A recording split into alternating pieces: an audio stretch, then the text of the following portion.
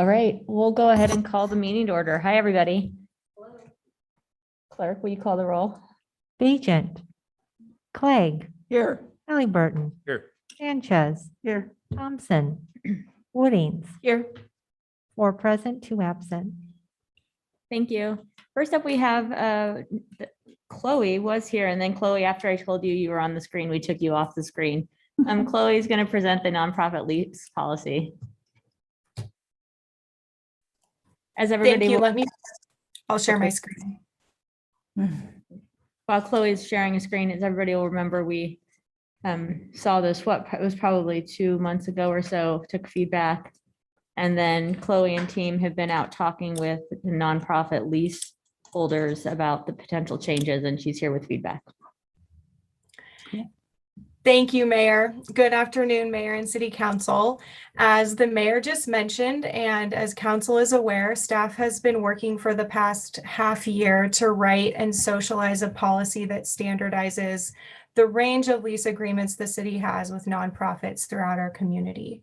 And I am here today to spend a few minutes reviewing the policy and the feedback we received from those meetings in anticipation of placing this on the consent agenda for approval in the near future.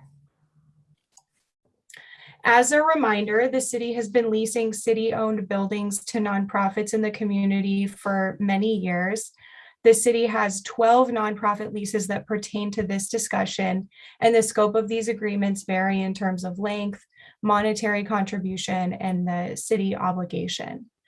Creating a policy will bring all the facility leases into alignment, recoup some of the costs to upkeep the facilities, and also create an equitable metric for decision-making around these nonprofit leases.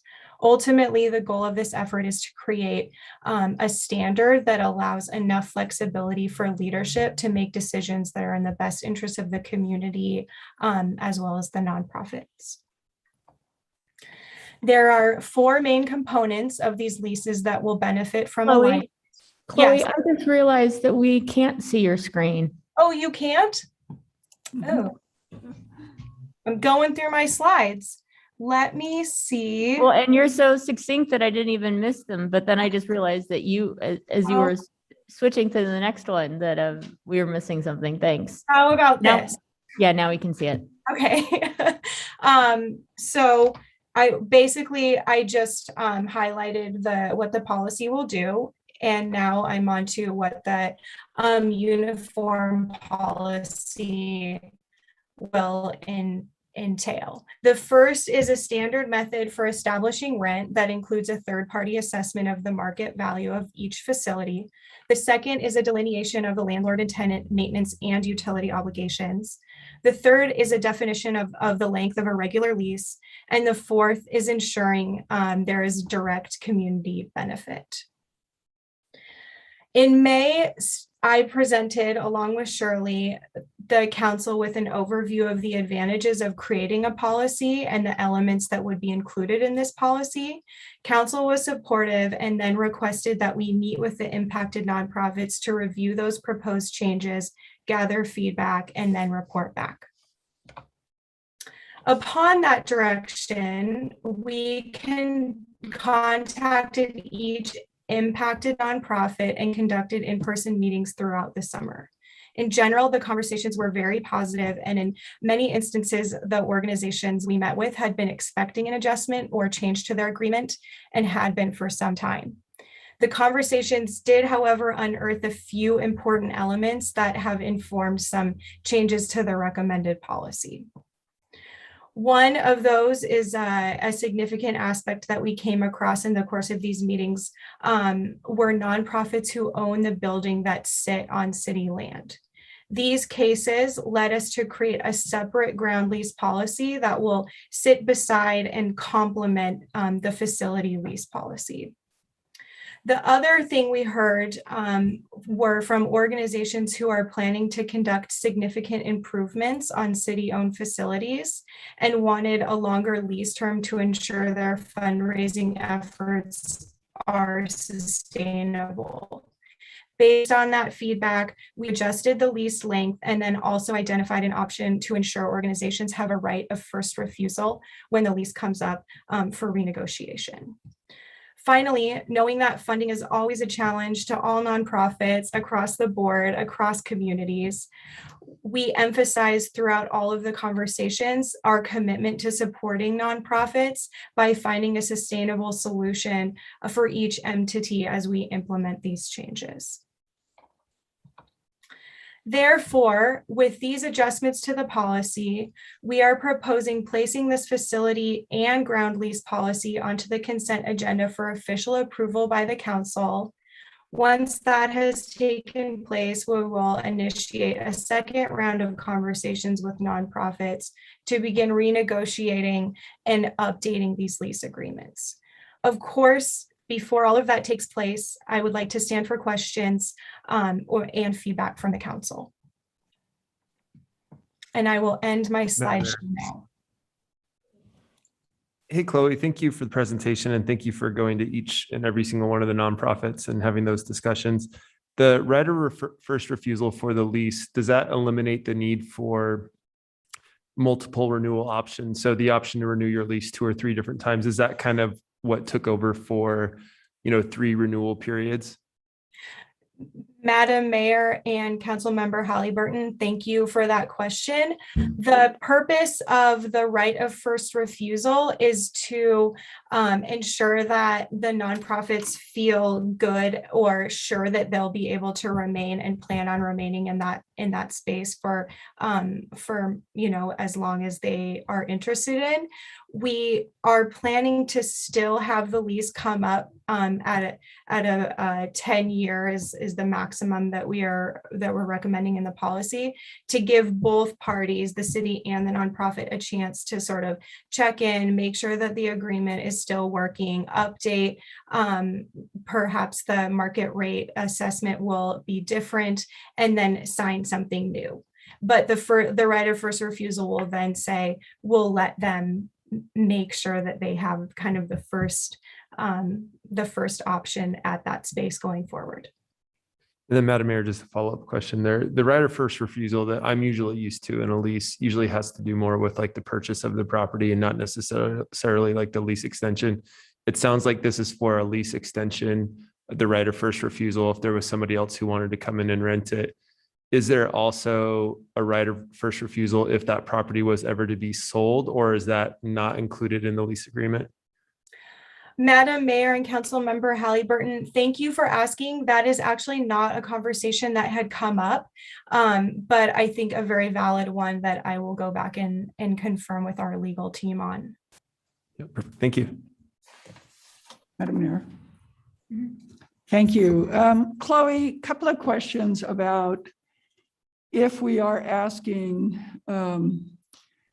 longtime lessees to take over the internal maintenance of the facility. Do we have a good, have we done a facility review to find out what kind of shape it's in, whether or not there's any major repairs that are needed, and what that lessee might be facing if we're asking them to take over internal maintenance? Madam Mayor and Council President Clegg, we have delineated in the lease the maintenance obligations, and as a city, we are maintaining or retaining in all of the situations what we're defining as large maintenance or major maintenance, and how we've defined the minor maintenance piece is things that that will need to be sort of more fleshed out within each of the individual leases, but would have to do more with day-to-day operations. So then to answer your question about having gone in and done an assessment of every single facility, that would be part of the market rate assessment that we would do in anticipation of re-signing these leases, and then really get into the weeds of what that will mean on a day-to-day basis. Follow up, Madam Mayor. Thank you. I asked this question, especially I'm thinking, for instance, of the Boise Little Theater, which was built in 1957 as as I understand it, or at least in my memory, on the time of being on city council, there's never been any major maintenance to that facility. So I think it would be really wise for all of us, both the lessee and the city, to understand what shape those buildings are in before we sign the new lease, and make sure that we understand what we're asking them to take on and what we might commit to. Madam Mayor, Council President Clegg, I agree with you 100%. And as we were having these meetings, we made it a point to go and meet people in their spaces and understand what's going on. It's interesting that you bring the Boise Little Theater up, because that was one that we discovered is actually a ground lease, one of those three. And so that's as an example that you are exemplifying. Everyone is not created equally, and everyone is in a little bit of a different situation. Thank you. Madam Mayor, I was just going to thank Chloe for the memo. I thought it was really well thought out and well presented, and answered a lot of the questions that I had. So thank you so much for sending that in advance. Councilmember, thanks for bringing that up. I agree. Chloe, thank you. It was super informative, very detailed. And I was impressed by all the progress that you had made in conversations with our lessees since we last talked. So appreciate it. Yeah, Madam Mayor, I guess with that, I would move that we accept the memo and the not-for-profit lease regulation policies in that memo, and direct staff to begin the next steps toward implementing the policy. Okay. We have a motion and a second for discussion. Do we need to do roll? Can we just do we need to do roll call? I don't think we do in a work session. All in favor? Aye. Opposed? All right, great. Thank you, Chloe. Thank you so much. So next up, we have wildfire update, and I do not see Tony. I see Romeo. So is Tony joining? Oh, there's Tony. Okay, great. Just in setting up, oh, I don't like that picture, Tony. That's disturbing. I know it's the reality of what we're all facing, and so it's good that we see it. Just to tee this up, you might remember before fire season, we went through expected models, the likelihood of fire in our own communities, what we expected in the West, and all of that work done by Tony and his team. And I had really appreciated it because we were so worried that fire season would be bad and that it would hit us directly. What we ended up seeing, knock on wood, this is still fire season, is rather than having direct events, fire events directly above us, we instead have had the health impacts of smoke as the West burns, and of course the budget impacts associated with sending our folks to where they are needed to support the needs of the community.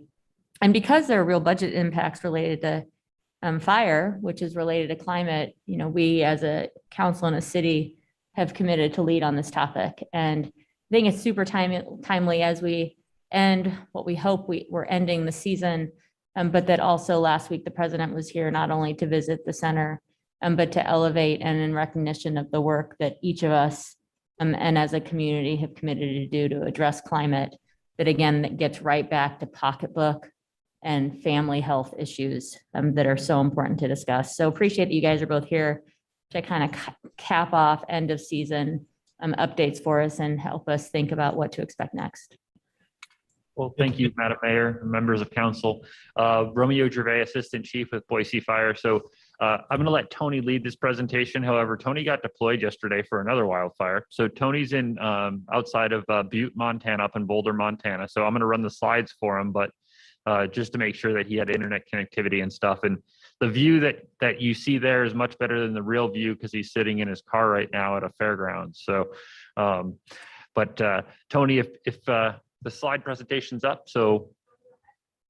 Great, thank you very much, Madam Mayor, Madam President, and council members for having me come back on and present this to you. That was and still is a long fire season. And we were hoping that that was going to be the end of it. And unfortunately, we got a call to go back out and support our neighbors to the north one more time for this year. So as Chief Gervais said, I am up in Montana. And it's funny that we're getting towards the end and we're still battling it. I will say that the air is clear up here, as I think it is in Boise as well. So there is some good news on the forefront. So to kind of start off our presentation, we'll go ahead and go to the next slide. I just want to touch on a few things to get started. So real quickly, I'll touch on looking at our 2021 fire season, some of the things that we were up against when it comes to the changing climate, and some things that we could visualize and see from an incident management standpoint. And I think those are key things to remember as we kind of go forward into this uncharted territory. I'll touch on our role as the city and as a fire department in our national response to not only wildland fires, but also other all hazard natural disasters as well. And then touch on our wildfire activity as it pertains to our incident assignment program and sending our resources out to assist other jurisdictions. And then some of the things that we're doing as a city to better prepare us for wildland fires and some of the mitigation measures that we're taking as a city as a whole towards those things. So next slide, please. I would like to preface some of the things that I'm going to be talking about is I am not a climatologist. I am not a meteorologist. I classify myself as a student of fire and I practice incident management. So oftentimes when I'm speaking of the changing climate and some of the added constraints we have with that, I usually manage and deal with the end result of those things, whether it be a hurricane or a tornado, flooding, or in this case, I'll be speaking a lot to wildfires. So we're on the tail end of these changes that we see, and in some regards have to clean up some of the messes afterwards. But it gives us and gives me a unique perspective to talk about some of these things that we're seeing. So a lot of the information that I'm getting comes through different avenues that we have through NIFC and our federal partners across the street there by the airport. And there is a plethora of different venues to grab some of this information from, and we continue to do so as we continue to kind of outline our program going forward. So next slide. So as we look towards this 2021 fire season, and months ago, we did sit and talk about what a busy fire season we thought it was going to be. And it really did come to realization much earlier than we anticipated. So what we saw this year is for our region, which is the Great Basin, which covers the southern portions of Idaho, all of Nevada, Utah, sections of Wyoming, and parts of Arizona. Within our region, we had some of the earliest mobilizations of incident management teams that we've had in the last 10 years. So we are seeing an increased activity at our shoulder seasons. So at the beginning of wildfire season, and as I'm up in Montana in late September, we're seeing an increase and a lengthening of the season as well. So nationally, we entered our planning level and we measure activity nationally through what we call planning levels. So it starts at planning level 1, which is very low activity nationally. And then as the activity increases throughout the season, we build in planning levels up to level 5, which is the highest. So we entered planning level 4 the second week of June this year, which is one of the earliest arrivals to planning level 4 that we've ever had. It was only a couple weeks after that, where on July 14th, we entered planning level 5. We remained in planning level 5 nationally until today. Today was the first day that it actually dropped to a planning level 4 on a national scale. So as we work through fire seasons, our fire season changes through geographic regions throughout the season. And this was one of those years where we had just a large amount of fire on the landscape virtually the entire season long. This, of course, was added to by COVID, an additional shortage of resources, support resources specifically to support these large incidents. And they come in all different forms: communications systems, showering units, catering services, all of these different necessities that we need to support our firefighters on the line. We had a huge shortage of. A lot of that was due to COVID, and a lot of it was due to just extreme need on a large landscape. So obviously this causes our operational resources to be stretched as well, with all of those different combining factors. So it's funny that when we get done with a year like this year, we sit back after the season and say, well, this was the biggest year that I've ever seen. We've gone out the most days, we've had the most fire on the landscape. And I'll go to the next slide. And in reality, we say this every year, and we've said this every year for several years. We said it for numerous years in around 2014 to about 2019. This graphic here is just looking at California, and it's just looking at California state fires. But just to bring some perspective into where we're going, you can look at the large blue triangle, pie shape there. That's all fires from 2000 through 2019. So 10 years of fire there. And then we look at 2020, and then we look at 2021. So unfortunately, we're starting to build a new normal where every year is the biggest year. And as we extend these out, we're not gaining more resources. We're not gaining more support. We're actually finding that we're losing some of those resources and losing some of that support. And a lot of it is just through the sheer numbers of fires that we're going out and having to manage. So next slide. So looking at a response perspective, and that's really where I can speak to, and that's where my expertise lies. When we look and talk about fire and changing conditions and changing climates, I look at it to see that we're, and also I do FEMA USAR as well. So I work with our national FEMA partners for urban search and rescue. And we do a lot of hurricanes and floods. And we're now seeing where we would go years without having an activation of a team to some part of our nation. We're having 4, 5, 6, 7 activations a year now. So we're seeing more and more destructive hurricanes. So just because we have that changing climate doesn't necessarily equate to every year is going to be hotter and longer and drier, but we're seeing larger pendulum swings of our weather events. So we're seeing longer periods of drought, followed by longer periods of flooding, followed by earlier hurricane seasons that last longer and tend to be larger, more destructive storms. So that's why we get into this climate where it's not just in one direction that our changing climate is causing, but it's a irregular climate.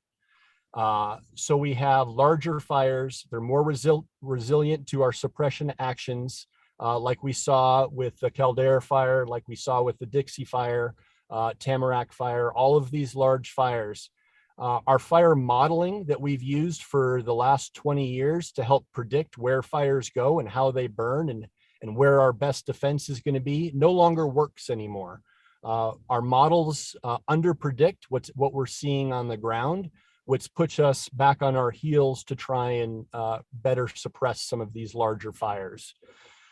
So it's these different periods of extreme heat followed by the extreme rains and flooding events that really has us in the response side of it really working overtime to combat some of these things.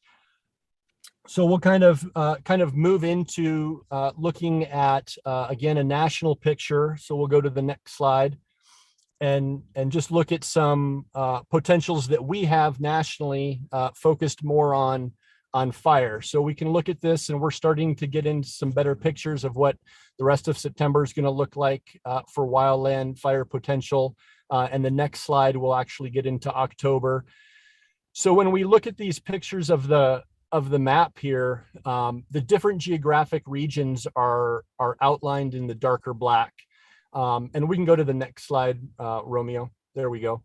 So at different times of the year, our fire season moves around the nation. So as we start getting into the winter months for us in the West, our fire season begins on the East Coast. And that's why you see that portion of the East Coast, Florida, the Georgia, and the Carolinas there that will start to burn.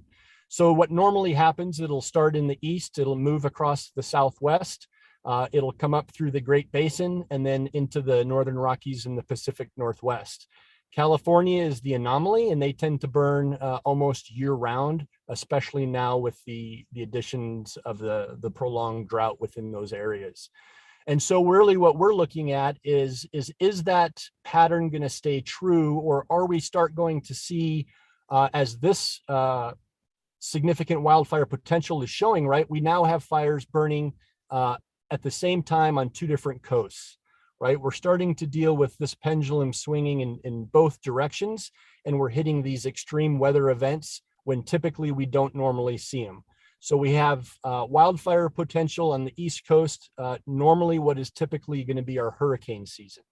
So these things pool resources, and we compete for resources when we have active hurricanes going and wildland fires. When we start talking about emergency response, it's all the same people. The same people that respond to wildland fires help manage our hurricanes, that help manage our floods and our tornadoes and our earthquakes. We lean on our emergency responders, and where that comes to specifically are our fire departments, no different from Boise. We'll get into and kind of show some of the incidents that we went on, and it is a pretty wide variety. We'll go ahead on to the next slide there. And I know as we start looking at some of these and looking at climate change, you know, well, are we in a drought? Where are we at with the drought? This is just a few of our different monitoring profiles that we use to monitor our drought, and pick which model you prefer. Yes, we are in a drought. Yes, the West is getting hotter. We're getting less moisture. And all of these things are contributing to a changing climate, which is allowing for us to have more extreme weather events that we're going to have to manage going forward. The next slide is I know it's a hot topic as well, is our smoke. And what can we do? This is our smoke today. The modeling is there. Unfortunately, outside of putting the fires out, the smoke travels through those jet streams. We do live in somewhat of a trough within the Boise Basin and within the Great Basin, and it channels that air mass and will remain to keep us in smoke for some time. Now, obviously, that creates additional challenges for us with the smoke impacts and the air quality impacts that causes for our communities and those that are at higher risk of dealing with smoke. It is very real. It does remind us, though, of the environment that we are living in, and that we have to start acknowledging that. Unfortunately, for that one, there's not much that we can do to combat that other than mitigation and our preparedness against fires from starting to begin with. So we're going to move on to the next slide. And so we monitor fires nationally. We have the hub of the monitoring of our national incidents is out of NIFC, so it's in our backyard. So it is a great resource that we often use to help monitor. So this is of today. This is the fires that are currently burning. You can see there's a large number of fires being managed within the state of Idaho. And we are not, we can't really escape that. We live in a fire-prone environment, as does Washington, Oregon, and especially California. Now, the environment and the fuels and the landscape that we have in Boise is a little bit different from some of these other communities. but never, not to say that we don't have risk as well. So we have different monitoring tools. We'll go to the next slide. We do have dashboards that we utilize on a regular basis to monitor activity across the Great Basin, and that helps us as management teams and management of our resources at home to help better plan for and allocate resources to a larger geographic area. So we can step out of Boise, we can start looking at our regional activity, and then obviously we go to our national activity. So we'll go to the next slide.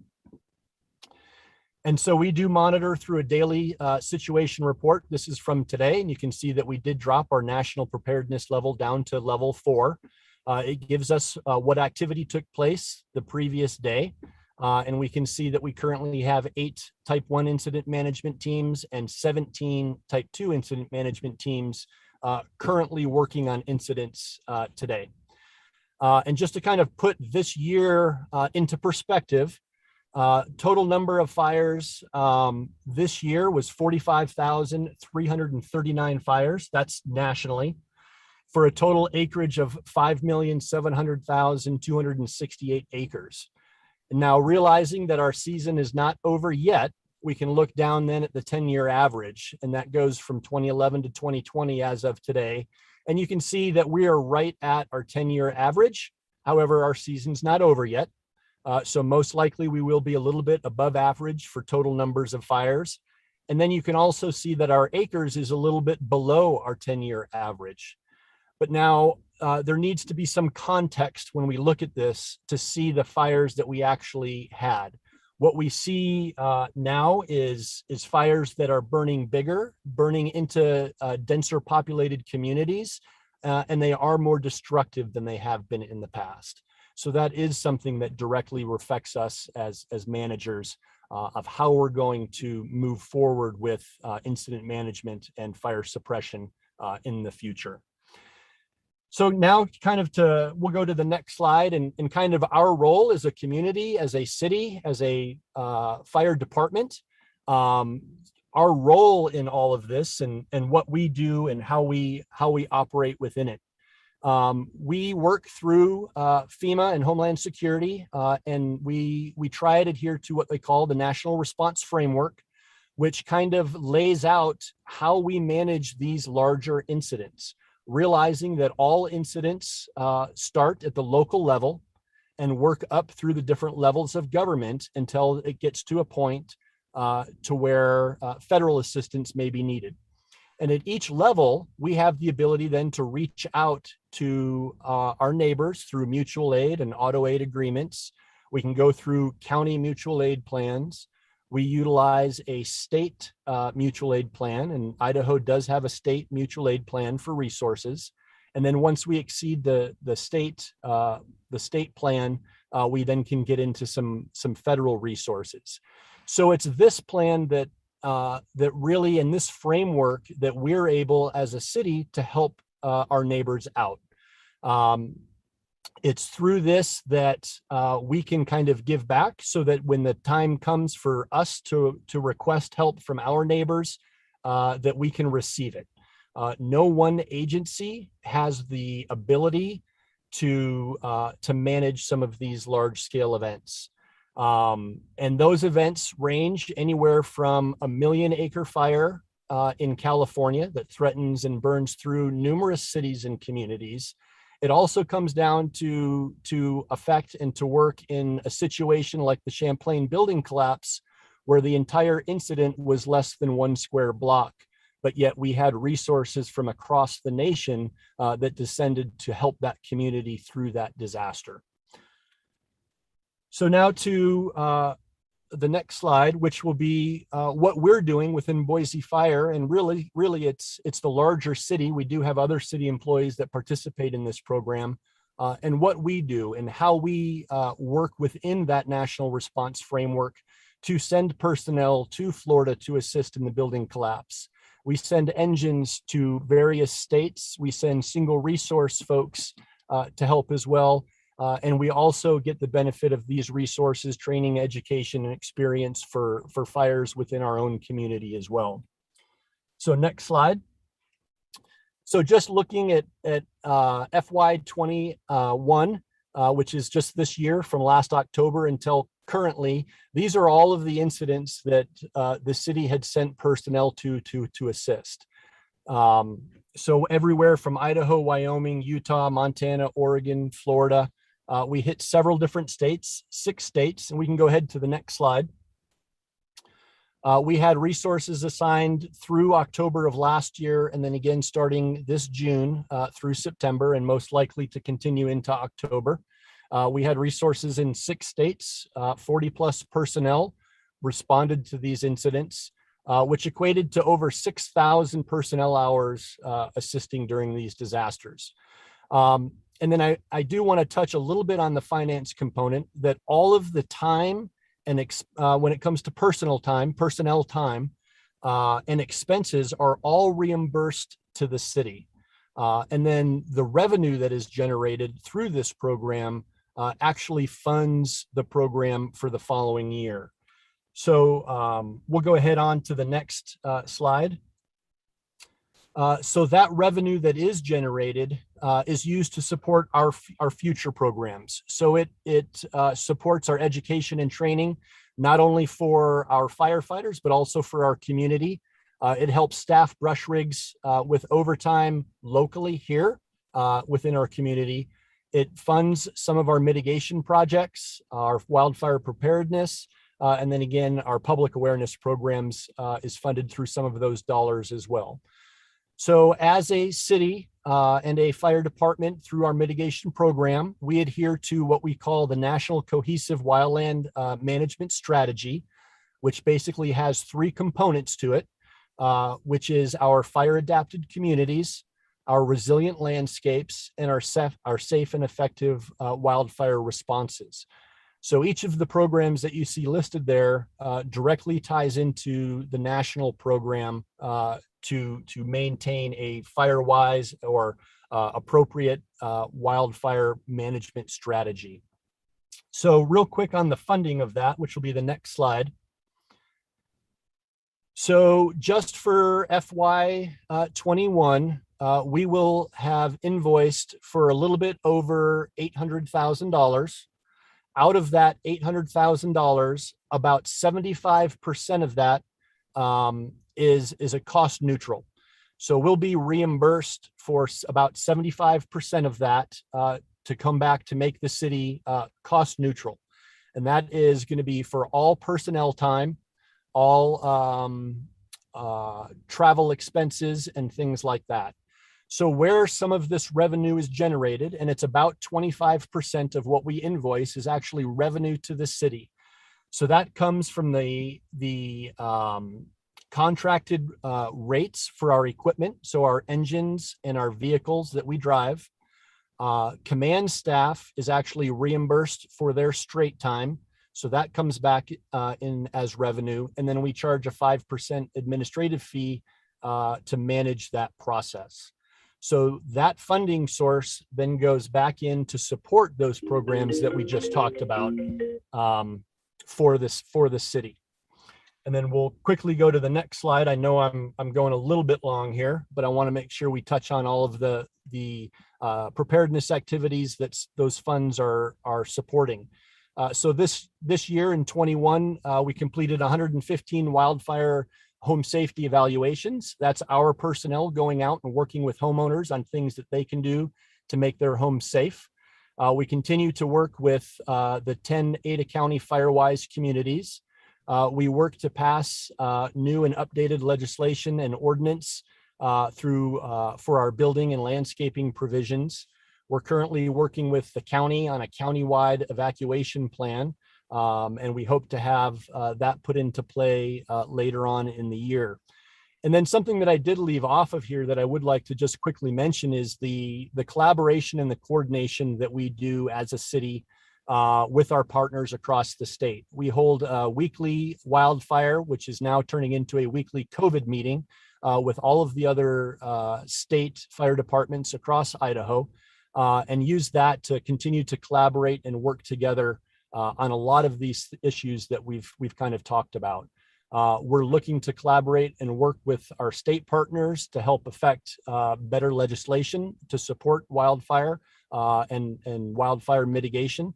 We're currently in the process of revamping our multi-hazard county plan as well. So next slide. Some of And the Tony, how much more do you have? We're getting close to time because we've got to do a COVID policy update I've got before two reset. slides. Great. Two Okay. slides. Thank you. Yep. So our mitigation projects, we've done 60 acres of high-risk veg mowing along the open space, reseeded and working with homeowners to do our chipping program. And then we'll go to the last couple slides and just to touch on the Hulls Gulch project that we're coordinating with Parks on. We continue to manage that. And then the last slide is going to be just showing our joint project with Parks again on the 2,000 acres up by Stack Rock Reserve. And then the last slide is just going to show some of the pictures where we're going to be going in and doing some mitigation work. And you can see how bad some of the fuels are. This is all city property. About 400 acres of it is timbered. And you can see definitely needs some work that we're going to be continuing on. And that's probably a little bit longer project. Probably several years, up to 10-year project probably. And then I think that's it. And I just want to say I appreciate the time and I'd stand for any questions if you have any.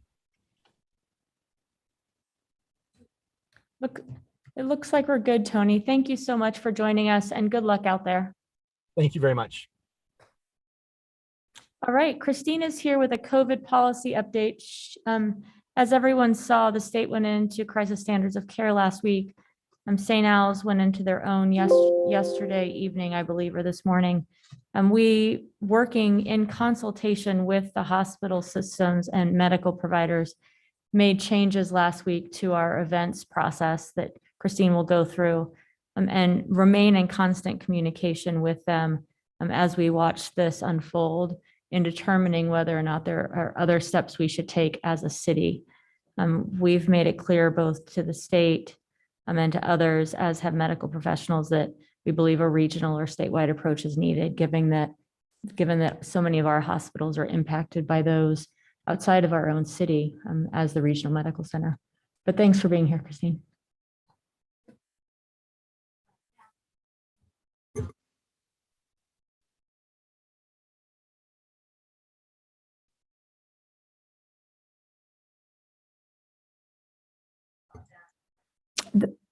I think somebody, I don't know if it's Matt or who's in the back, could probably do the volume a little higher just so that we can make sure that everybody can hear you. Great. Oh, now I can hear myself. Thank you, Madam Mayor, members of the council. I am bringing it home here, I think, with the sad part of the presentation today, but it is nice to be back with you and look forward to providing you an update on both the COVID situation, some updated data, and then the policy moves that we made in response. And Greg, if you are ready with the slides, thank you. So just a high-level situation update. The spread of the COVID-19 virus remains very high in our community. We are still in excess of the CDC's definition of high, which is over 100 positive cases per 100,000 people and a test positivity rate of greater than 10%. The data is lagging at this point. I think there's quite honestly, the testing system is overwhelmed. And so our data is still looking backwards by quite a bit. Although vaccination rates are still inching up, they're not moving very quickly or dramatically as we would hope to see. So overall, the state sits just over a 50% vaccination rate. Ada County is better than that at about 66%. And then we have been working with the state to get Boise specific data by zip code. The last update we had on that was the end of last month. So this is approaching a month out of date, but we'll get new data here in within the next week or so. And Boise zip codes range from a low of about 57% to as high as 83%. So we are proud to see our residents doing the right thing, continuing to get that safe, effective, and free vaccination, which at this point is our best course of action. As the mayor mentioned, and I'm sure you all saw in the news, the state activated crisis standards of care last week statewide. Previously, that declaration had been made only in North Idaho, but then became expanded to our region. And just as a bit of a reference point, as the mayor said, you know, we are the regional center. It's not at all surprising that we would see an influx of patients to our excellent healthcare systems here in Boise. But looking at the Central District Health data, it looks like it is roughly half of those that are hospitalized or in ICU are actually outside of Ada County, right? So they've come into our healthcare systems needing that high quality and high standard of care. In case you are wondering, I know many of us have been Googling and looking and trying to figure out like what exactly does crisis standards of care mean? It is a guideline and a framework that supports our healthcare systems in rationing resources.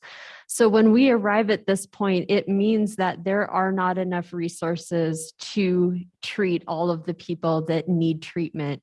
And I pulled just a couple of sentence quote off of the Idaho Department of Health and Welfare's website. And again, it just reiterates that these guidelines are to be used when there aren't enough resources to provide the regular standard of care.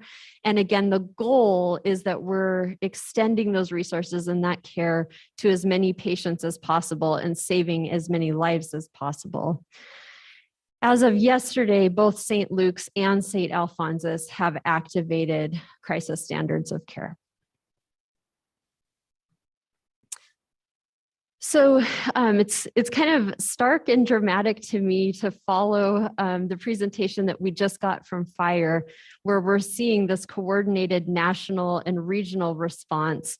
I think in response to COVID, we're in a very different place where the city is trying to make, you know, policy moves that we hope will benefit everyone in the city, in the region, but really in the absence of a regional national response. And so we've put together some guiding kind of goals and what is serving as our North Star as we're trying to make these policy recommendations for your decisions.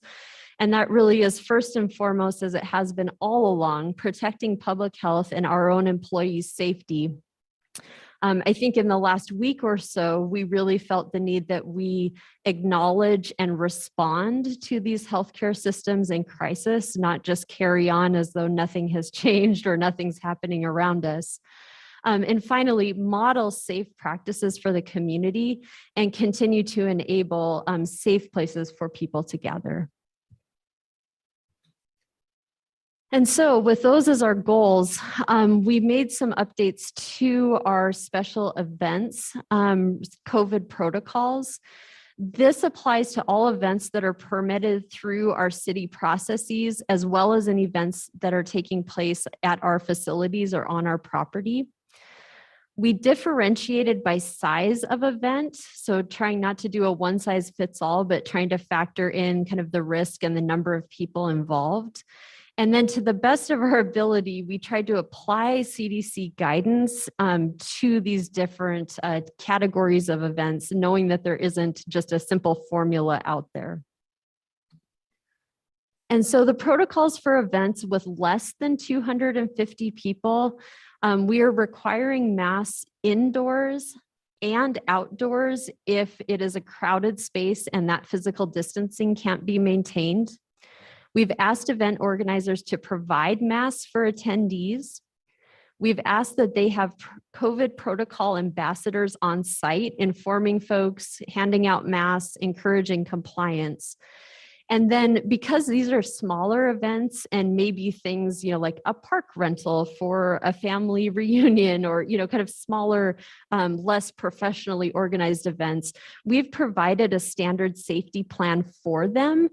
So not asking them to come up with this on their own, but providing a standard plan for them and simply asking that they acknowledge and sign off on that. For the larger events, typically these come through our process, and these are the big, think the marathons, the music festivals, really for the large events that have more resources and have better ability to plan and implement. We have followed federal guidance and asked that either proof of vaccination or proof of a negative COVID-19 test be secured for all attendees. Again, we're asking that masks be required both indoors and in crowded outdoor areas where physical distancing can't be maintained. We've asked again for handing out masks, COVID protocol ambassadors. For these larger events, we've asked for sanitation stations, so hand washing stations or hand sanitizer throughout the event footprint. We have asked that they submit traffic flow plans so that there's kind of a one point of entry where folks can be educated about the rules of engagement, helping folks then flow through the event in a way that allows physical distancing to be maintained. I'm going to pause there because I'm guessing it's the special events that will draw more questions than the internal. Madam Mayor? Yeah. I don't have a question, but I've been chatting with the organizers of the Boise Farmers Market for the past few days about these protocols as it applies to the final 6 weeks of their operation in a time that they're already pretty strapped for volunteers. And I'm curious if there could be, because farmers markets are for food shopping like a grocery store, if there could potentially be a carve out for essential services as that is defined by the state of Idaho. Madam Mayor, Councilmember Woodings, we definitely, first of all, thank you and thank Boise Farmers Market for working with us. We have been trying to work with them to see if there are some additional accommodations. And I know we've got a meeting with them later this week to continue to work on that. Great, I really appreciate that. I'm a huge fan of good policy, and I think that for a one-time event, this makes a lot of sense. And for events that are non-essential, it makes a lot of sense. But for those really essential services, I think that following other safety protocols and doing all of these things also makes sense. But maybe there's some that are a little harder to accommodate. So thank you for working with them. Yeah, and council member, I'll just follow up there because I know that they appreciate having talked with you, and I'm looking forward to meeting with them later this week. And they have shown from the very beginning of COVID that they take this seriously, that they want to figure out how to do it. And as we've seen all along, we come up with ways that we believe will help keep the public safe, and we have to iterate on that. And in the absence of state guidelines and county guidelines, this time around, we had to fully do it on our own. And so just like when we tried to do the enforcement program for events in the past, and we said, we want to hear your ideas, folks. We need help and patience and suggestions as we try something new. We're doing that with this, and appreciate that they will likely come forward with some suggestions, because a part of their service provision, and that's the part that we have to get to, is essential. And so we want to work with them or others that will demonstrate that they will try their hardest to come up with ways to keep the public safe as we work through, these, again, unknown times in an attempt to protect public health.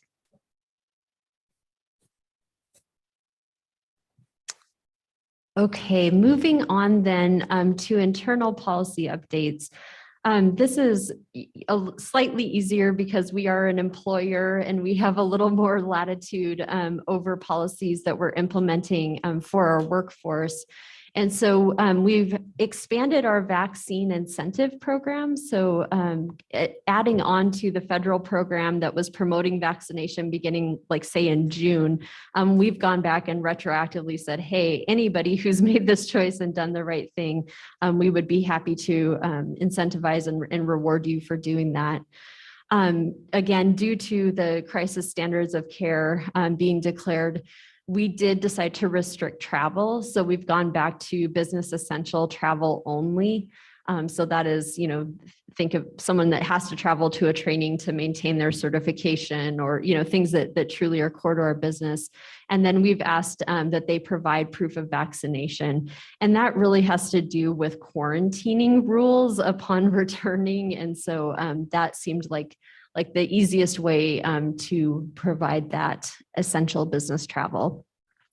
We have asked our employees to limit gathering in person to business essential functions. This is when we feel like the fun police and do away with the employee recognition events and potlucks and just all of those things where folks may be gathering in close proximity without masks and not needing to do that. So trying to limit that.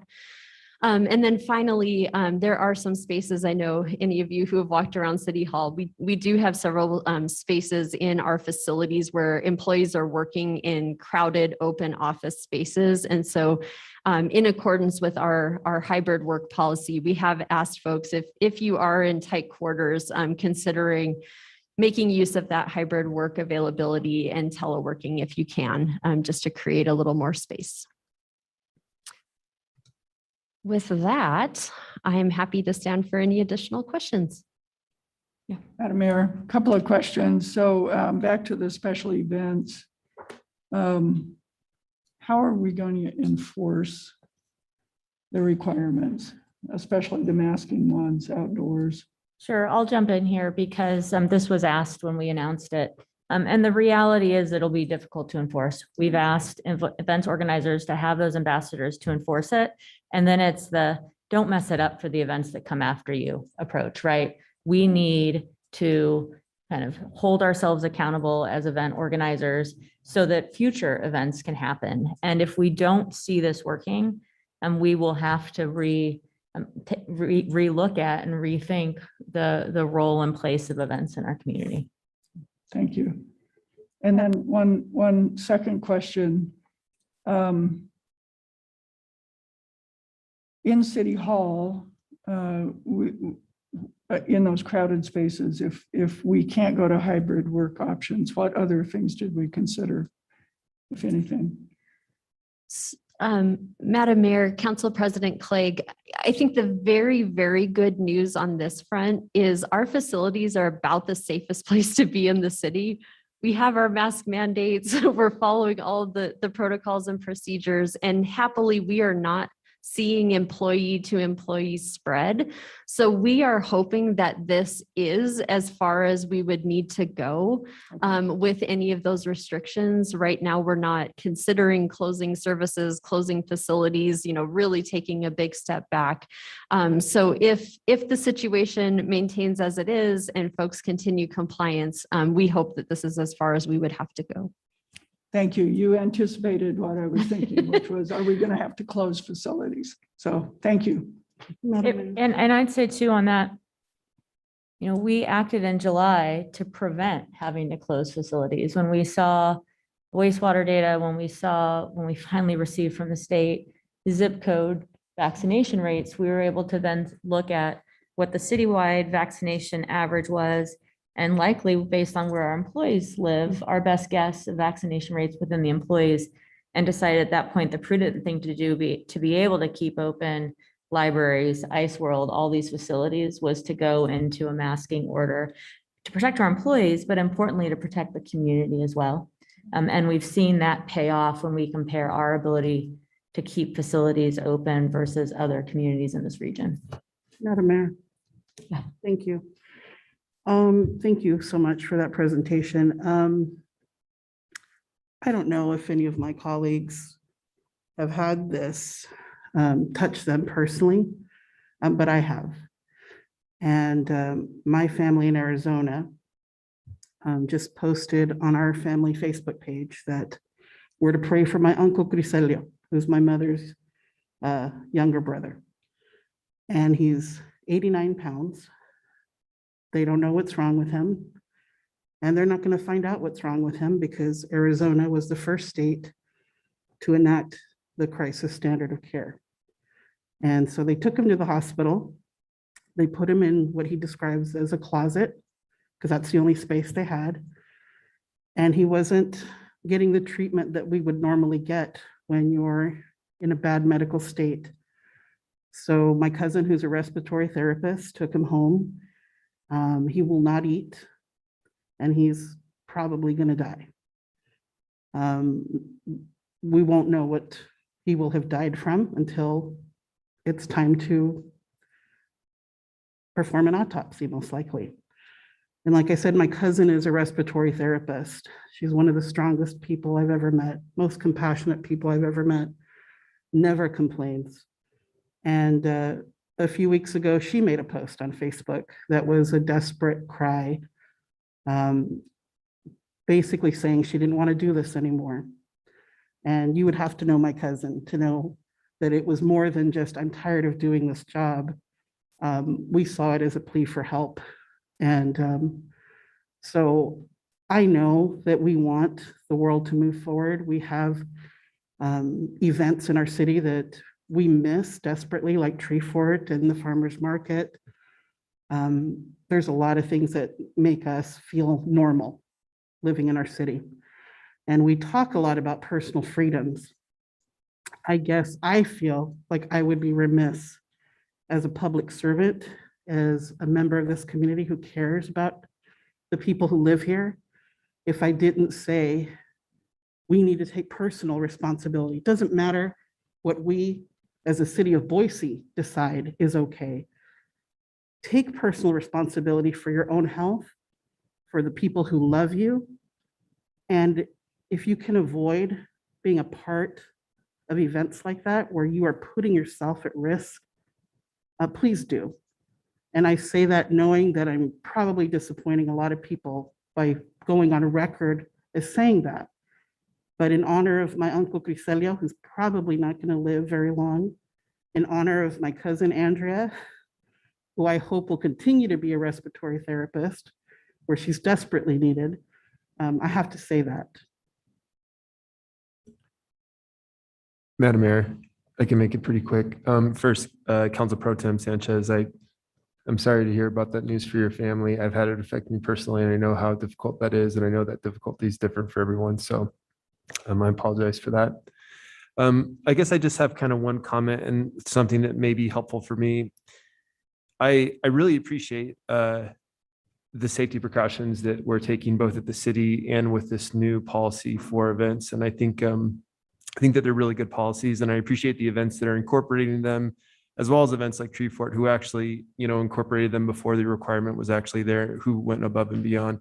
So that's certainly appreciated. My concern, I think, is when I look at other places where I think that are probably the larger hotspots, when you're talking about a Boise Town Square mall or a grocery store that's indoors, that isn't taking the same precautions that these events are, that might actually be seeing more people on a daily basis going in and out of the mall than a farmer's market or an event like Tree Fort. And that doesn't mean that you shouldn't do it in one place. And, for that reason, my hope is that we can figure out how we can pinpoint some of those areas that we really think that we're getting that spread, that cause. And I don't know if it's at outdoor events or not at this point. But I do know that it seems like an event where people are vaccinated, are outdoors, and have masks on has got to be a safer scenario than an indoor location where there's no real safety precautions being taken whatsoever. So that's the kind of information I think that would be helpful for me as far as crafting some of these, additional policies going forward. Madam Mayor. Yeah. I just want to express sympathy for Council Pro Tem Sanchez's family situation. That's got to be incredibly difficult. And I know there are families all over Idaho who are experiencing similar things and losing a lot of loved ones. One thing that I keep looking to is something we implemented very early in the pandemic, and that's our wastewater testing. here in the city. I keep looking at our data, and Christine, correct me if I'm wrong, but our data is very low. It looks like we have our virus loads are much lower than they've been at other spike points in the pandemic. So I'm curious, and I know that the mayor mentioned this earlier, that a lot of our hospital capacity is being taken up by folks who are coming from more regional areas. And so I'm kind of curious, like, is that being looked at as far as making these policies, and how are we considering that? Madam Mayor, members of the council, yes to everything you've all just said. And condolences as someone who lost a family member in August. It is real, and it's even more real when it hits home. Councilmember Woodings, I think that's what I was alluding to, and Councilmember Halliburton, that this is a statewide and a regional problem, and we're able to act within this small bubble that is the city of Boise. And I'm quite confident that yes, there are, other venues and other places where risk is higher. And yes, I think, there probably are folks with lower vaccination rates and no safety protocols that continue to exacerbate this. And I think that's really where we're scratching our heads and trying to figure out, on the local level, where are there places that we can have impact within our, the limits of our city and our jurisdiction, and how do we compel others to not be on this little island by ourselves? How do we compel others to acknowledge this situation and act with us? I think that's going to be our ongoing challenge, and hope that all of our partners lock arms and help move us out of this. Thank you, Christine. Thank you. Appreciate the update. And with that, we will be back at 6.